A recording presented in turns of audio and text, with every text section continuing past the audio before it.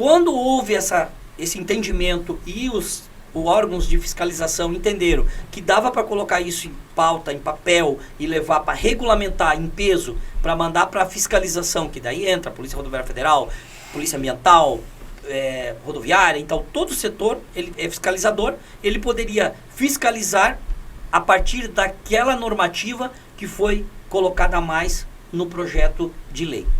Então em 22 apertou mais, dando para o policial Isso, a condição. A 958, aproveitando Isso. que você está falando disso, dentro disso que você está falando, na verdade, para quem está assistindo a gente e não sabe do que estamos falando, isso é um crime ambiental que, além de multa, ele também abre aspas para cadeia, não é? Rapaz, Muito claro.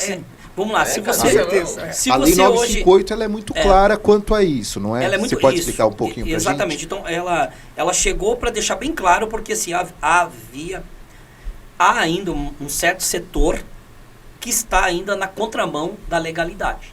Então, esse setor ele cresceu de forma muito grande, desligando o sistema de pós-tratamento. Hoje, eu garanto aos senhores que na nossa malha rodoviária, do ano de 2012 até o ano de 2022, nós temos 80% desses caminhões desligados. Mas é tão fácil assim, é simplesmente chegar, desligar e o caminhão consegue funcionar normalmente? As montadoras não se preocuparam em, de repente, criar um dispositivo que afetasse o desempenho do caminhão quando desligado? Então, vamos lá. Aí entrar na outra seara, que é essa também das concessionárias e montadoras se preocupar. O dispositivo, né, a facilidade não existe. É que daí, tudo que se baseia em software, né, há as suas burlações. E o software foi burlado. Desliga o Arla, deixa a luz apagada, o caminhão não perde potência e continua andando sua vida normal sem botar o Arla. Crime ambiental. Mas aí fica gastando mais combustível também, que é certeza. Isso aí já é comprovado, né? A parte de consumo de combustível, eu enxergo, né, na minha experiência, não só o desligar o Arla, eu creio que o consumo não aumenta, né? Ele vai aumentar porque caracteriza aumento de combustível. Porque quando você remapeia um caminhão para desligar o Arla, ele aumenta a potência do caminhão, que é outro crime. É um outro crime. Quando você muda a característica do teu caminhão, se ele é um 400 cilindrada e você muda ele para 500, vamos colocar aqui, tu comprou um Iveco 440, tu mudou ele para 500, tu comprou um Volvo de 400 cavalos e mudou para 500, você cometeu um crime ambiental. A estrutura do caminhão não está preparada para aquele 500 cavalos. Mesmo que o mecânico, porque na engenharia é clara, sistema de freio, ABS, airbag, é tudo projetado para potência, peso, caminhão. Senão eles não fariam um motor 400 ou um 500. Então, aumenta o combustível pela modificação do que? Remapear o caminhão. O remap, ele é o que mais fazem hoje em dia, é fazer o remap. Como Inês você falou, fica caro, é caro. Hoje um catalisador, se for comprar zero, é caro. O frete hoje para o caminhoneiro, muitas vezes não está nem compensando. E ele comete um crime em cima de uma coisa legal. Pior isso, né? E ele, que nem você falou, tua máquina de limpeza do catalisador, né? Isso é muito importante, que vai ajudar muito o caminhoneiro, que em vez de trocar o catalisador, fazer uma manutenção nele, fazer uma limpeza, né?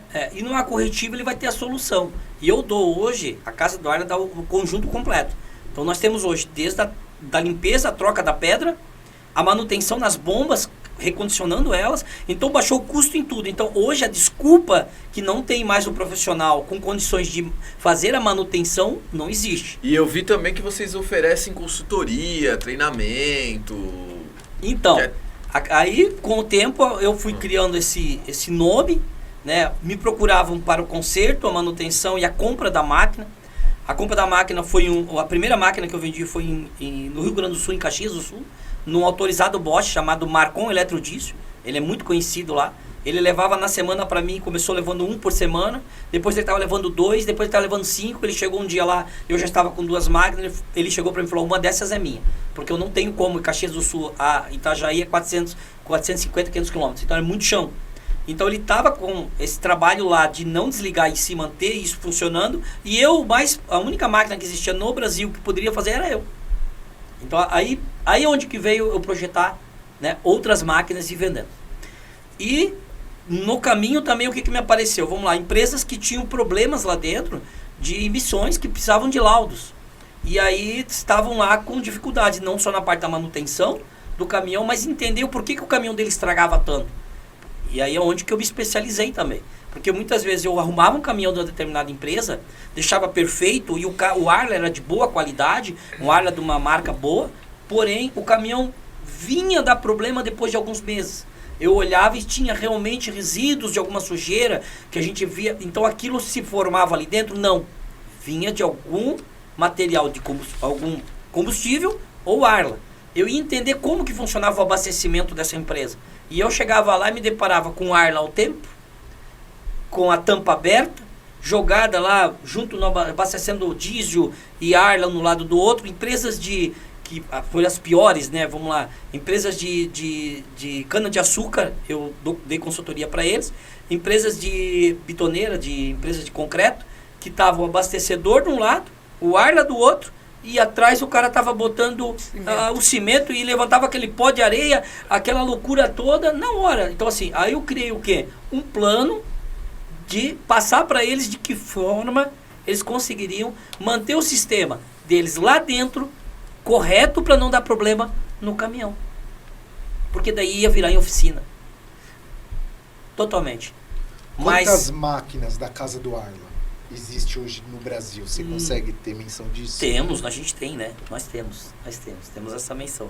Mas assim, só para pegar a tua fala ali, que tu falou sobre que as montadoras não se preocuparam. Não, o dispositivo existe, né? O processo de perca de potência, isso estava lá, mas foi desabilitado.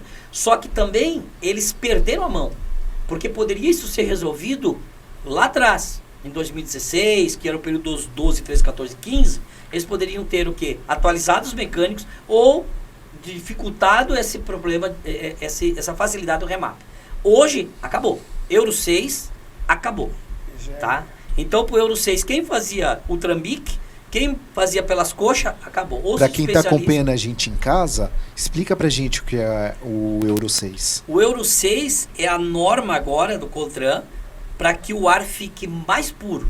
Então, o grama quilowatt-hora, né, que é o gás, né, a quantidade de gás que pode emitir no meio ambiente, ele diminuiu para 3,5 gramas em grama quilowatt-hora.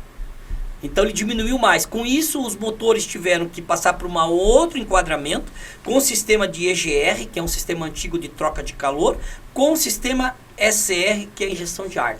Então eles embarcaram num caminhão 2 dispositivos, diminuíram mais as emissões e com isso dificultaram o quê? O desligamento. Mas está lá no CONTRAN. Por que isso tudo veio acontecer? As montadoras hoje são obrigadas a dar 700 mil quilômetros de garantia para o sistema de pós-tratamento. Então, isso existe o quê? O que exigiu deles? Exigiu de todas as formas. Eu digo assim para os meus parceiros, ou quando eu vou num lugar, né, que a gente está debatendo, vocês lembram de um PlayStation que eles destravavam? Sim. Então, que é o PlayStation 2, né? Isso. Foi o 2. Aí eles inventaram o 3. Travou um pouquinho, mas não entrava na internet. Isso. Aí eles inventaram o 3. O 3 foi o quê? De forma que não conseguisse desbloquear e nunca mais, correto? O que eles tiveram que fazer? Eu falei, a mesma situação que aconteceu naquela empresa, as montadoras tiveram que colocar na deles agora. Que legal. De forma para não ter condições de... Isso é recente? De 2023 para cima, os caminhões, tudo Euro 6. Lançou os caminhões Play 4. Exatamente. Que não dá pra desbloquear. A tecnologia está dentro deles embarcada gigante. Então, não é qualquer aparelho que você entra lá e vai apagar a memória do caminhão e mudar arquivo e remapear caminhão. Os acabou. caras dão jeito pra tudo, né, meu? Caramba. A criatividade pro cliente. Impressionante. É um outro comércio, né? Um outro comércio. É uma outra empresa que existe. Do mal, mas existe. E o caminhoneiro que tem um caminhão acima de 2012, qual mensagem você tem para passar para ele? Primeiramente, que ele tente, né, de forma correta, manter seu caminhão em dia. Não só com o sistema Arla, porque, claro, estou aqui mostrando o trabalho da Casa do Arla, mas um caminhão ele requer muitos cuidados. é um patrimônio muito grande quando o dono é um só, né, que é um caminhão, ou que é de uma transportadora que tem 50, então o custo é muito alto. Então, já é claro que se você manter uma manutenção preventiva no caminhão, os custos de manutenção vão ser mais baixos ao final do ano. Em todo o caminhão. Então, para que o sistema de pós-tratamento funcione perfeito, eu aconselho sempre levar no mecânico especializado que realmente mexa com o sistema, que hoje está muito fácil identificar, a internet está aí para ajudar, as referências entre parceiros na estrada falam quem sabe ou quem não sabe, levar nessa oficina e dar um check-up no sistema para ver se está dosando certinho. Um detalhe, né, uma pegada que eu dou e nos meus treinamentos eu coloco lá quando eu vou nas transportadoras, que o sistema de pós-tratamento ele tem uma coisa muito simples a ser feita, muito simples para não dar problema. Duas pegadas. É limpar o tanque do ar e trocar o filtro e limpar o catalisador. Tu não vai dar problema na bomba porque a bomba precisa do líquido, do Arla, para passar por dentro dela. Vai passar no filtro, o filtro e passa por dentro dela. Se eu tenho um tanque de combustível Arla contaminado ou com a tampa do tanque lá desgastada, com folga, ou uma tampa que nem é a original, eu estou jogando o quê? Poeira para dentro, sujeira, essa sujeira vai lá para a bomba. Automaticamente a bomba Arla vai para o pau. Então, limpando o tanque e limpando o catalisador a cada 200 mil, ele não vai ter problema no sistema Arla. Isso já está comprovado. Eu consegui passar isso para algumas empresas na modo preventivo e eles, o custo manutenção Arla, bem baixo. E é bem simples. Uma limpeza de tanque ele vai gastar hoje R$400 na minha oficina. Uma limpeza de catalisador R$2.000. Então vamos lá. R$2.400 a R$2.500. E parcela? Parcela. Parcela. Os caras que perguntam aí, os caminhoneiros, doido pra parcela. Parcela. Ô, Então Gerson, é isso. Outro da bola para a próxima. Oferecimento Universo do Caminhão. Casa do Arla. Shellbox.